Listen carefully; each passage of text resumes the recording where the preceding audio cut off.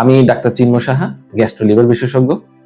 বর্তমানে কর্মরত আছি জাতীয় গ্যাস্ট্রো লিভার ইনস্টিটিউট ও হাসপাতাল, নোয়াখালী, ঢাকায়। আমি পপুলার ডায়াগনস্টিক সেন্টার নোয়াখালী শাখায় চেম্বার করছি প্রতি শুক্রবার সকাল 9টা থেকে দুপুর 3টা পর্যন্ত। আজকে আপনাদের সাথে কোলোনোস্কোপি নিয়ে কথা বলবো। কোলোনোস্কোপি পরীক্ষাটা আসলে কি? আমরা একটা পাইপের মাধ্যমে, যে মাথায় ক্যামেরা লাগানো থাকে, এটা দিয়ে আমরা আপনার পায়খানার রাস্তা দিয়ে ভিতরে গিয়ে আপনার কোলন বা বৃহদান্ত এবং স্মল গাটেরও কিছু অংশ আমরা সরাসরি দেখতে পারি যে এখানে কোনো রোগ আছে কিনা, রোগ থাকলে সেই রোগ নির্ণয় করা এবং প্রয়োজনে বায়োপসি নেওয়া। এই কাজগুলো আমরা কোলোনোস্কোপির মাধ্যমে করে থাকি। কখন কখন আমরা আসলে কোলোনোস্কোপিটা অ্যাডভাইস করে থাকি? কিছু ডায়াগনস্টিক এবং কিছু থেরাপিউটিক আছে।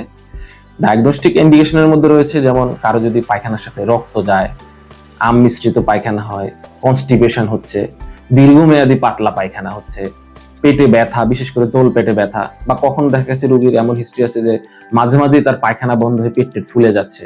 এসব কারণ নির্ণয় করার জন্য আমরা কোলোনোস্কোপি করে থাকি। তো কোলোনোস্কোপি করার আসলে কিছু প্রস্তুতি আছে।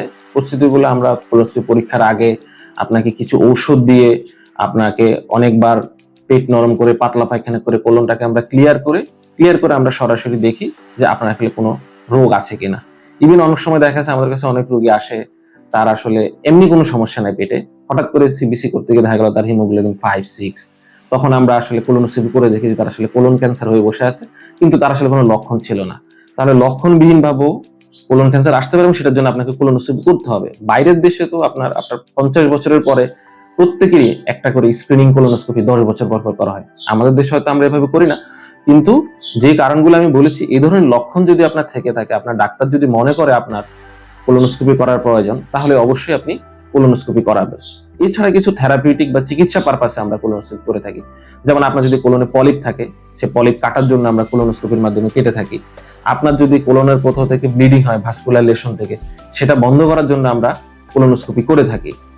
আবার অনেক সময় দেখা গেছে কিছু সার্ভাইকাল ক্যান্সার বা জরায়ুর ক্যান্সার, এই ধরনের রোগীরা যারা রেডিওথেরাপি নিয়ে থাকে, পরবর্তীতে তারা কোলনে কিছু জটিলতা যেমন রেডিয়েশন প্রক্টাইটিস নিয়ে আসে।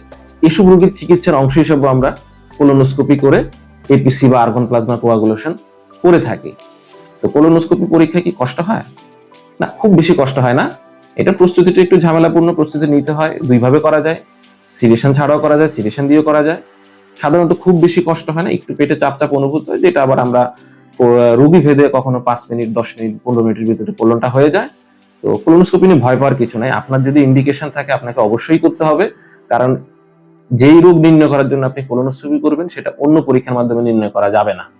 তো সুতরাং আপনার ডাক্তার যদি আপনাকে অ্যাডভাইস করে থাকে, অবশ্যই আপনি কোলোনোস্কোপি পরীক্ষাটা করিয়ে নেবেন।